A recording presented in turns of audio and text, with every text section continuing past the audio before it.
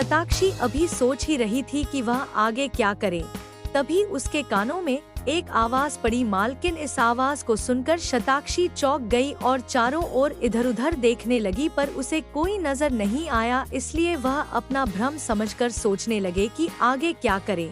तभी उसे फिर से वह आवाज सुनाई दी, मालकिन मैं बोल रहा हूँ, मैं फिर से चारों ओर देखती है। तभी उसकी नजर सामने लगे दर्पण में पड़ती है। वह अपनी गले की पेंडेंट को देखते हैं जो चमक रहा था। फिर वह सोचती है, यह पेंडेंट तो मुझे मेरी माँ ने दिया था और कहा था कि मैं इसे कभी खुद से दूर ना करूं। यह मेरी रक्षा करेगा, पर क्या यह मेरे साथ यहाँ भी आ गया? क्या मेरा पुनर्जन्म इसी की वजह से हुआ है? क्या यह पेंडेंट जादू है? उसे कुछ समझ नहीं आ रहा था। तभी फिर से वहाँ आवाज बोली, मालकिन यह मैं हूँ। फिर शताक्षी अपने हाथों से पेंडेंट को छूती है और पेंडेंट से आवाज आती है, मैं एक जादुई पेंटिंग मुझे आपकी माँ की पूर्वजों ने बनाया था। जब आपका और मेरा रक्त संबंध बना, तब से आप मेरी मालकिन हो। शताक्षी को कुछ समझ नहीं आ रहा था।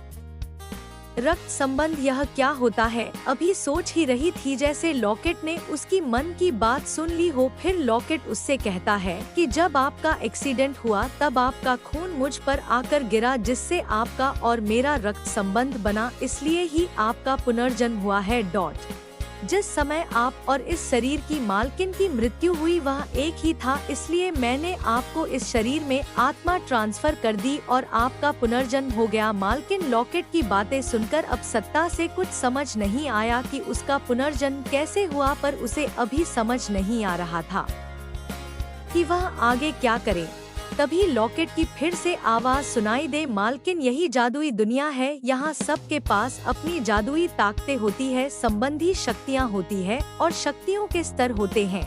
तो शताक्षी सोचती है, क्या उसके पास भी कोई जादुई शक्तियाँ हैं या नहीं? भाभी यह सोच ही रही थी कि तभी लॉकी की आवाज फिर से सुनाई देती है, मालकिन यह शरीर बहुत कमजोर है, इस वजह से इसकी शक्तियाँ अभी जागृत नहीं है। फिर शताक्षी के मन में ख्याल आता है कि मैं जो भी सोचती हूँ यह लॉकेट सब जान जाता है। यह कैसे? क्या यह मेरी मन की बात सुन सकता है? तब लॉकेट इस जवाब देता है, जी मालिक, मैं आपकी मन की सारी बातें सुन सकता हूँ। यह सुनकर शताक्षी को बहुत अजीब लगता है कि हर पल कोई ऐसी मन की बातें सुन सकता है। तो वह लॉकेट से प्रश्न करती है कि कैसे नहीं हो सकता कि तुम मेरी मन की बातें ना सुनो। यह सुन पेंडेंट बोलता है कि आप जब भी आप मुझे छोड़ेंगे मैं समझ जाऊंगा कि आपको मुझसे बात करनी है, और मैं और आप अपने मन में, मैं आपकी मन की बातें अब और नहीं सुनूंगा। आप मेरी मालकिन है और मैं आपकी सारी बात मानने का। यह सुन शताक्षी लॉकेट से प्रश्न पूछता है कि तुम्हारा नाम क्या है? तो लॉकेट कहता है कि आज तक किसी ने मेरा नाम नहीं रखा, आपसे पहले जो मेरी मालिक थे उन्होंने मुझे नाम नहीं दिया, आप ही कुछ सोचकर नाम रख लीजिए। यह सुन शताक्षी लॉकेट को एक नाम सोचती है और फिर वह शताक्षी उसे लॉकेट को नाम देती है, जादू, क्योंकि तुम जादू कर सकते हो इसलिए मैं तुम्हारा नाम जादू रखती हूँ। शताक्षी की यह बात सुनकर लॉकेट बहुत खुश होता है और वह शताक्षी को धन्यवाद देता है और कहता है, मुझे मेरा यह नाम बहुत पसंद आया। तो शताक्षी अच्छी पेंडेंट से कहती है कि तो आज से जादू का कर बुलाऊंगी। फिर शताक्षी जादू से पूछता है कि क्या तुम मुझे इस दुनिया के बारे में और जानकारी दे सकते हैं और तुम क्या क्या कर सकते हो, मुझे सब कुछ जानना है। इस पर वह लॉकेट जादू कहता है कि मालकिन, अगर आप मुझ पर अपनी रक्त की कुछ बंदे डालेंगे तो आप मेरे अंदर स्टोर स्पेस की दुनिया में आ सकते हैं। यह सुनकर शताक्षी को बहुत हैरानी होती है, पर फिर भी लॉकेट की बात मानकर उसमें अपने हाथों से रक्त की कुछ बंदे डालती है। रक्त की बूंदे पेंडेंट में पड़ते हुए तेज रोशनी निकलती है।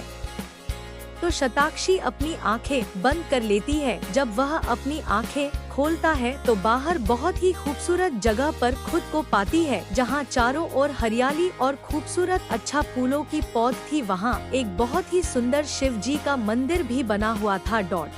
शताक्षी आगे चलकर शिवजी की उन्हें नमन करती है और उसे एक और जिंदगी जीने का मौका देने के लिए भगवान से धन्यवाद करती है। बाहर थोड़ी देर भगवान के ध्यान करने के बाद वहां से उठकर आसपास की जगह देखने के लिए आगे बढ़ती है। थोड़ा आगे चलने के बाद शताक्षी को एक बहुत ही खूबसूरत इमारत नजर आती है। शताक्षी से उसके पास जाती है और अंदर प्रवेश करती है। अंदर हवेली और भी खूबसूरत थी। वह दूसरी मंजिल पर जाती है। तुलसी मंजिल में एक बहुत ही खूबसूरत पुस्तकालय था। शताक्षी उन पुस्तकों को छू कर देती है और उनमें से एक पुस्तक निकलती है जिससे वह इस दुनिया के बारे में जान सके। पुस्तक को खोलती है। उसके पहले पन्ने में लिखा होता है, इस राज्य का नाम यमन। यह एक जादू राज्य है जो आध्यात्मिक शक्ति से चलता है, जहां हर इंसान के पास अपनी आध्यात्मिक शक्ति होती है और संबंधी शक्तियां भी होती है। जैसे किसी की संबंधी शक्ति तलवार है तो किसी की जानवर। ऐसे ही कई प्रकार की लोगों की संबंधी शक्तियां होती है। इन्हें अनेक तरह से जागृत किया जा सकता है। उनमें से एक है योग शक्ति, जिससे अधिकतर आत्मा शक्तियाँ जागृत होती है और औषधि उनसे भी आत्म शक्तियाँ जागृत हो सकती हैं। और सबसे खतरनाक है तरीका है आत्म शक्ति की दुनिया में जाकर अपनी आत्म शक्ति को चुना। यह बहुत खतरनाक तरीका है। इससे एक से नीचे समय पर अगर हम संबंधी शक्ति से अपना रक्त संबंध नहीं बना पाए तो हम हमेशा के लिए वहां कैद हो सकते हैं।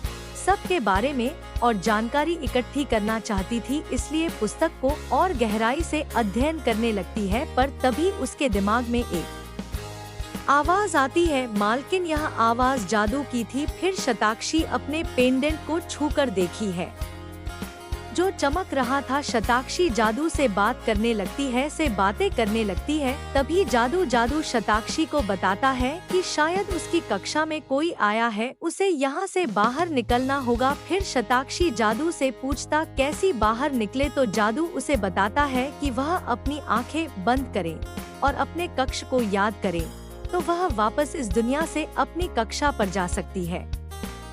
क्या होगा आगे की कहानी में जानने के लिए बने रहे पुनर्जन प्रेम कहानी @KESH929 के साथ और अंदर प्रवेश